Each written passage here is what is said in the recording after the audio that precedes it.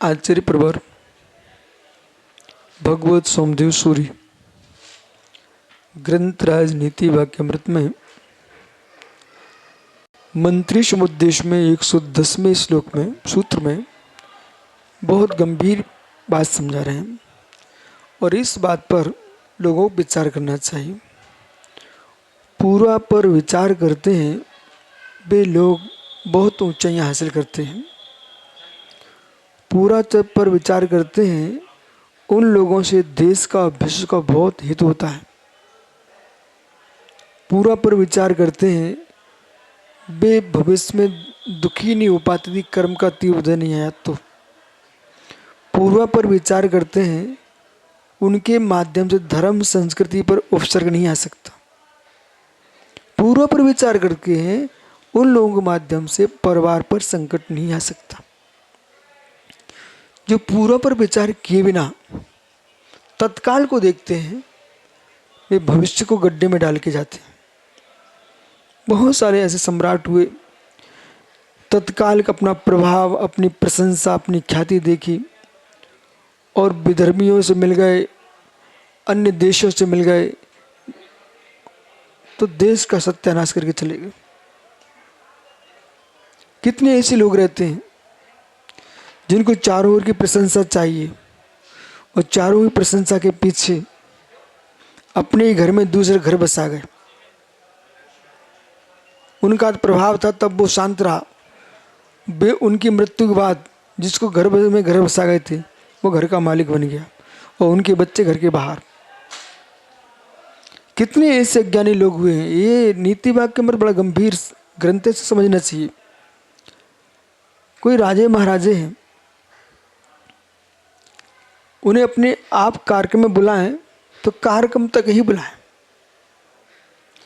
वे किसी भी दर्शन के हो सकते हैं। अब वे कहें भाई हम तुम्हारे मंदिर के उद्घाटन में आ रहे हैं, हमारा तो कुछ वहाँ पर है ही नहीं है, और वो अपनी बहाने बना रहे हैं हम अपने परमात्मा की आराधना के भोजन नहीं करेंगे। आप आओ, पधारो, अपने कार्यक्रम को तुम्हें विशेष बनाना था, पधारो, हम व्यवस्था करते हैं। उनको खुश करने के पीछे आपने वहीं पर एक स्थान बना दिया, स्थान बन गया। इसके बाद न तुम बचोगे न राजा बचेगा, लेकिन स्थान बचा रहेगा। भविष्य में आने वाली पीढ़ी के लिए वो स्थान इतना कष्ट दे देगा, तुम्हारा विशाल तीर्थ एक स्थान के पीछे नष्ट हो जाएगा। इसलिए राजनीतिक संबंध रखना चाहिए, उसमें धार्मिक संबंध स्थापित नहीं करना चाहिए। राजनीतिक संबंध रखना चाहिए। तुम राजा हो, सारी प्रजा के हो, उसमें ब्राह्मण क्षत्रिय वैश्य शूद्र ये विकल्प नहीं आते। राजा को सभी चारों ही वर्णों को स्थान देना पड़ता है। बस आप राज्य के नाते पधारो, हम अपनी परंपरा का नाश तुम्हारे पीछे नहीं कर सकते। आप तो चले जाओगे, हम भी नहीं होते, लेकिन भविष्य में तुम्हारे मानने वाले लोग हमारे प्राण ले लेंगे। समझ रहा भाई? ये बहुत विवेकशीलता का विषय है और ऐसा कई प्रांतों में हुआ है जो मैं कह रहा हूँ, स्पष्ट हुआ है। बाद में बहुत परेशानियाँ आई हैं। तो अब एक नई व्यवस्था प्रारंभ हो गई है।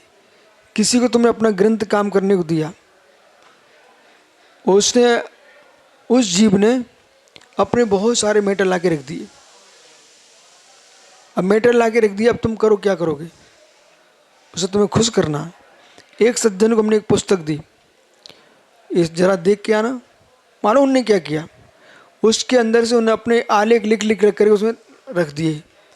अरे भाई तुम क्षमा करना, ये ग्रंथ है, कोई समझौता का विषय नहीं है, इसलिए जितना ग्रंथ का विषय उतना आप रखिए, बाकी सब हटाइए। मुझे हटवाना पड़ा, उनसे हाथ से हटवाना पड़ा।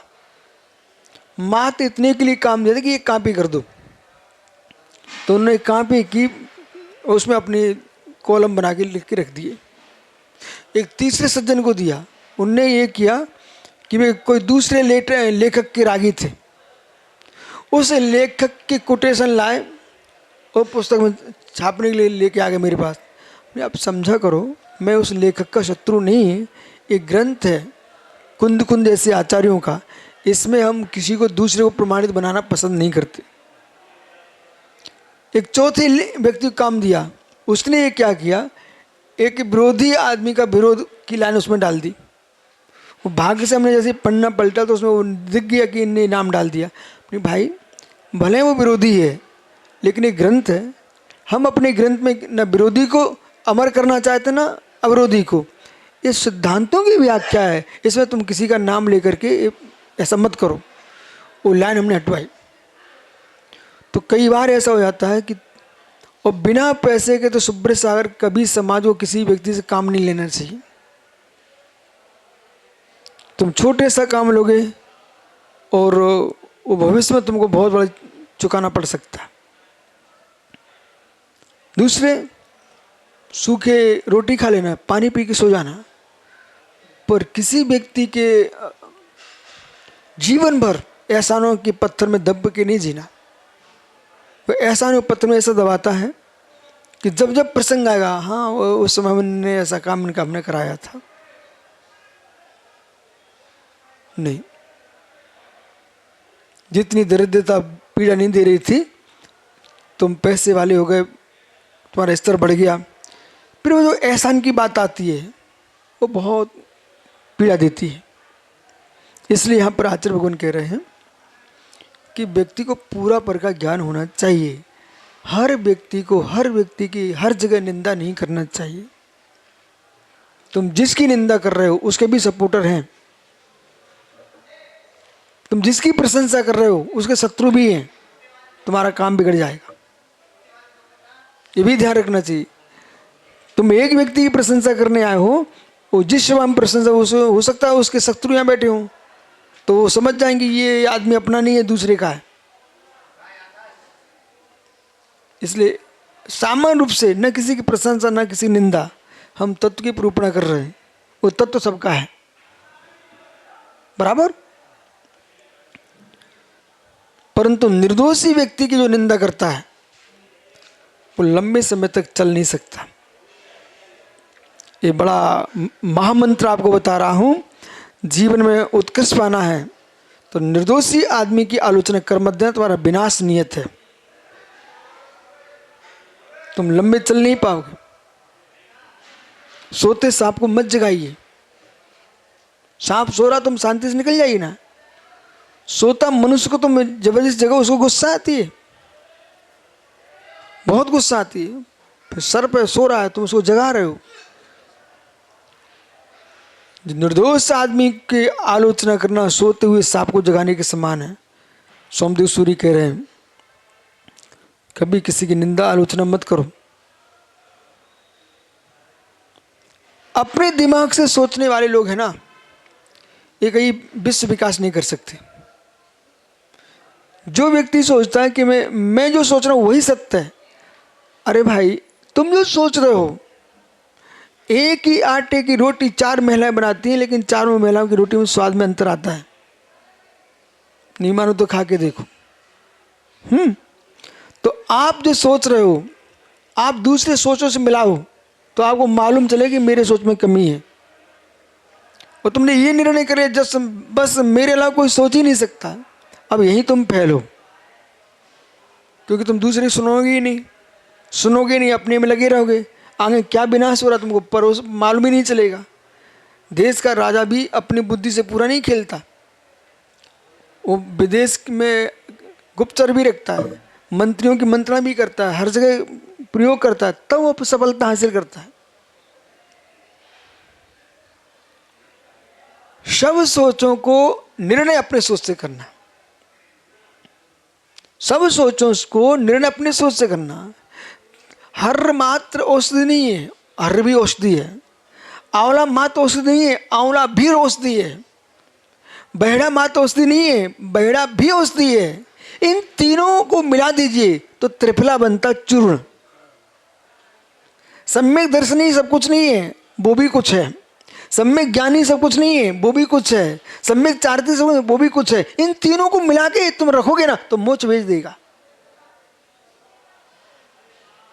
बिजली का ऋण बाहर ही सब कुछ नहीं है, वो भी कुछ है, धन बाहरी सब कुछ नहीं, वो भी कुछ है। एक एक से बल्ब भी नहीं जल सकता, इन दोनों को मिला दो। अरे गाड़ियां चलती हैं, ट्रेनें चलती हैं, मशीनें चलती हैं, प्रकाश होता है बराबर। स्त्री सब कुछ नहीं है, वो भी कुछ है। पुरुष सब कुछ नहीं है, वो भी कुछ है। दोनों को मिला दो। राम वर्धमान तीर्थंकर जैसे बेटे जन्म लेते ना माता पिता के नियोग से। इसलिए एक से कभी काम बनता ही नहीं। एक से काम बनाना चाह रहे हो तो आपको एकत विभक्त भाव में तल्लीन होना पड़ेगा, पर वहां पर भी तुमको ज्ञान दर्शन का आश्रय लेना पड़ेगा। वहां भी दो मिलेगी। वीतराग चारित चाहते ना तो सराग चारित पूरा की होगा, वहां भी दो चाहिए। द्वैत अद्वैत श्रवण संस्कृति का सिद्धांत है। अद्वैत एकांत द्वैत एकांत हमारे मत में स्वीकार किया गया नहीं। अदुष्ट से दूसरम सुप्त व्याल प्रबोधनम इवो।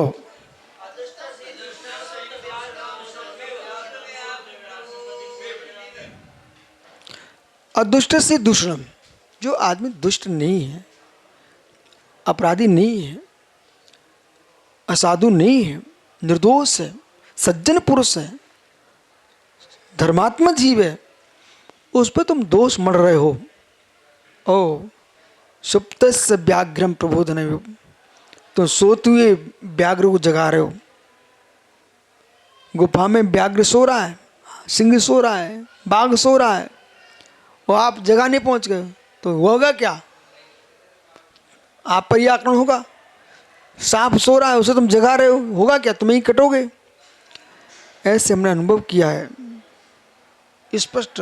एक जगह तो मैंने बोल भी दिया था, सब बातें ऐसे रील में आती है अपने। तो एक सज्जन बहुत आतंक मचा रहे थे, उनसे हमने कहा देखो ऐसा मत करो, हम आपको भगवान के रूप में देखते हैं, पर आपका स्वभाव ऐसा हो रहा है, इसका परिणाम ठीक नहीं होता। होगा या नहीं बोला, नहीं तो श्राप कहलाएगी। इसका परिणाम ठीक नहीं होता, ऐसा बोला हमने। और सम के सारे चंद्र दिन के अंदर उनका रिजल्ट आ गया, परिणाम ठीक नहीं हुआ। एक सज्जन और उपद्रव मचाया। मैंने कहा देखो आप, मुझे ये विकल्प नहीं है, आप मुझे दुखी कर रहे हो। मुझे विकल्प ये है, आप एक दिगंबर मुनि के प्रति ऐसे भाव रखते हो, हम नहीं चाहते कि एक मुनि के अभिलाष में कर्म का बंध हो। इतने शब्द बोला। बाद में जब वे परेशान हुए तो उन्होंने संग में आके बोला कि जैसा हमने किया वैसा आप लोग मत करना। कभी भी निर्दोष पर दोष नहीं मढ़ना। अपनी प्रशंसा, अपनी इच्छाओं की पूर्ति के लिए किसी सज्जन को ढकेलना मत कूड़े में। कभी कभी ये होता है सम्यक सागर कि हमें अपनी गलती छिपाना है, तो हम दूसरे को 50 गलती बता देंगे तुम्हारी। तो ये काम ठीक नहीं है, उसका परिणाम ठीक नहीं होगा। अपनी गलती गुरु से प्रायश्चित लो, शुद्ध हो, टेंशन फ्री हो। ऐसा नहीं कि हम अपनी गलती के पीछे ये कहवाने सब ऐसे ही है सब। तो ये पूरी संस्कृति पूरे भारत पर तुमने आक्रमण कर दिया। कोई देश का एक नेता गड़बड़ हो सकता है, सभी देश नेता ऐसे होते, ये नहीं बोलना चाहिए। सर्वथा ऐसा नहीं। कोई एक व्यक्ति गड़बड़ हो गया, सभी ऐसे ही होते, ऐसा नहीं। कोई एक समाज का व्यक्ति ने गड़बड़ कर दिया, वो समाज ऐसी, ऐसा नहीं बोलना। तुमने एक आदमी पे पूरे समाज को तुमने ढकेल दिया और पूरे समाज को अपना शत्रु बना लिया, और समाज में तुमने एकता खड़ी करा दी। बहुत अच्छा किया तुमने। एक रहस्य है, इसलिए आप स्वीकार करो। चुल्लक जी, सुरसागर जी, ये नीति वाक्य अमृत ग्रंथ है। मैं जितना महत्व समय सार को देता हूँ, मूलाचार को देता हूँ, उतनी महत्व मैं नीति शास्त्र को देता हूँ। न्याय शास्त्र की व्याख्या है तो एक सज्जन उचक के भग गए थे बोले आप न्याय न्याय की बात हमें समय बताएगा। अंत में वो उनको समझ में आ गया कि न्याय पढ़ना चाहिए। ऐसे जब जब मैं कुरल का नीति वाक्य खोले तो क्लास में नहीं आए, भग जाए। हमें समय बताएगा बेटा यही नीति तुम्हारे काम में आएंगी। तो उबलते हो ना, उबाल तुम्हारा ठंडा होगा। दूध सोचता कि मैं दूध हूँ, मुझे क्या आवश्यकता पानी की, चिंता मत करो तुम कितने दूध हो। जब नीचे अग्नि लगेगी ना, उबाल आएगा ना, तुम नीचे चूल्हे में झुक जाओगे, अस्तित्व तो नहीं बचेगा। तो वो पानी तुम्हारे काम में आता है। एक कटोरी का पानी, आओ मित्र, एक कटोरी का पानी पूरे दूध की रक्षा करता है। इसलिए जीवन में कभी भी, ओ रवि आगे बैठा, तो एक कटोरी पानी पूरे दूध की रक्षा करता है कि नहीं करता। ऐसे विश्वास मानिए, एक छोटे से छोटा सामान्य से सामान्य आदमी बहुत बड़ी संस्कृति की रक्षा में कार्यकारी बनता है। बहुत बड़ा आदमी। अब पंडित जी को इनको मालूम है सुब्रत सागर एक ऐसा जो आदमी मालूम पागल तरीके का दिखता था, हमारे बिहार में रहा, सबको मिठाइयाँ बांटता था अपने घर से। हाँ समझे ना, करोड़पति है। पर उसने एक तीर्थ में इतना सुंदर काम किया है कि लोग दुनिया नहीं कर पाई, उसने करके दिखा दिया। बस पंडित बराबर। इसलिए पीयूष कभी किसी को सामान्य नहीं देखना चाहिए। हर वस्तु में विशेषता देखो, सामान्य में ही विशेषता, विशेष में ही सामान्य। उपेक्षा के स्थान पर उपेक्षा रखो। 24 घंटे उपेक्षा करने से काम नहीं बनेगा।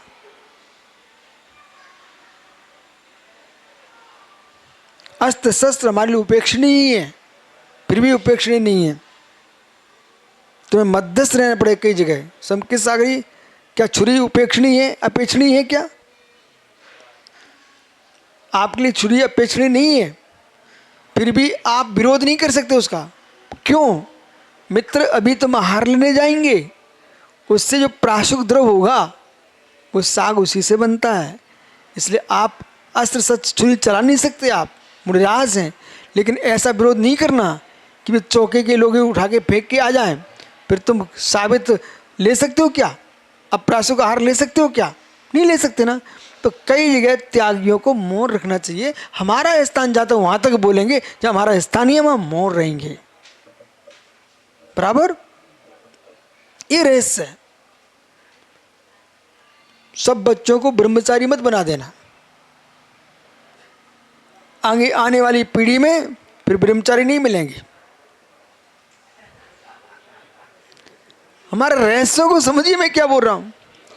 बच्चों ने जन्म लिया, देश में सबको तुमने ब्रह्मचारी बना दिया। आगे ब्रह्मचारी नहीं मिलेंगे अगली पीढ़ी में, बस अंतिम पीढ़ी है तुम्हारी। तो विवेकपूर्वक काम करना चाहिए। जो नहीं बनना चाहते हैं उनको कहो तुम गृहस्थ धर्म का पालन करो। जो बनना चाहते हैं ठीक है, आप मोक्ष मार्ग पर चलो। ऐसी प्रक्रिया करोगे तो मोक्ष मार्ग भी चलेगा और मोक्ष मार्ग के सहयोगी श्रावक धर्म भी चलेगा। बराबर। इसलिए मैं कभी नहीं कहता रवि से दीक्षा लो। चटाई कौन बिछाएगा? हाँ, यदि उसको दीक्षा लेना कहीं मना नहीं करूंगा। मोक्ष मार्गी बनेगा तो भगवान बनेगा। बोलो जिनसेन जी, बराबर। हाँ, तो व्यक्ति को नीति का ज्ञान होना चाहिए और तगड़ी नीति का ज्ञान होना चाहिए। अपनी हंसी कराना तुम्हारे हाथ का काम है। चुल्लक सुरेश सागर जी पधारे, ठीक है, पीछे किसी ने गाली दे दी, समझदार है वो पीछे मुड़ के ही नहीं देखेगा, आगे चला जाएगा। पता ही नहीं किसने दी, किसको दी, किसको दी, किसने दी। अब स्वयं जाके अरे मैं वहां गया तो उसने मुझे गाली दे दी, तो हम जैसा आदमी क्या गए, तुम्हारी क्या औकात, गाली खा के आ गए। हम ऐसा बोलेंगे तो क्या औकात, गाली खा के आ गए। और नीति को तो क्या बोलता, क्या मालूम कौन किसको दे रहा था, चले आए हम तो। ये बड़ी बड़ी नीतियां हैं। बोलो सोनी, बराबर। ठीक है, कल मिलते हैं।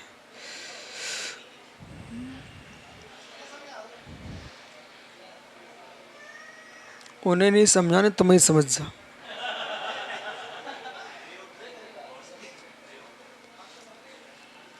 कांटे को क्या समझाऊं? उसका धर्म चुभना है, तुम जूते पहन के चलो ना वहां।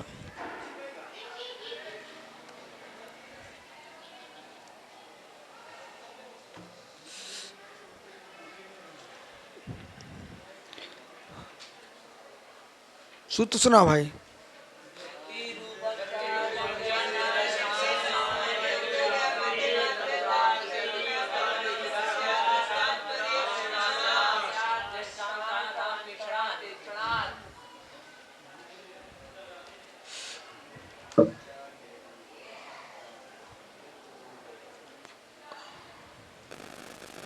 ओम नमः सिद्धिभ्या। वो ग्रंथ जैन दर्शन में नहीं, संपूर्ण दर्शनों में महत्वपूर्ण है। तत्व सूत्र की जो महिमा है वो परिचमक सूत्र की महिमा है। और यदि आप जैसे एक मुनिराज भी विद्वान हो जाते हैं, उनकी आयु 100 वर्ष की हो, तो 1 सदी ज्ञान में निकल जाती। एक विमल सागर हुए वैभव, एक विमल सागर हुए, एक विमल सागर ने निमित्त ज्ञान के बल पर पूरे देश पर राज्य किया। मात्र जैनियों के साथ नहीं, अजैन समाज, मेला लगता था, मेला वैभव हमने देखा अपनी आंखों से। सुबह 1 बजे से लाइन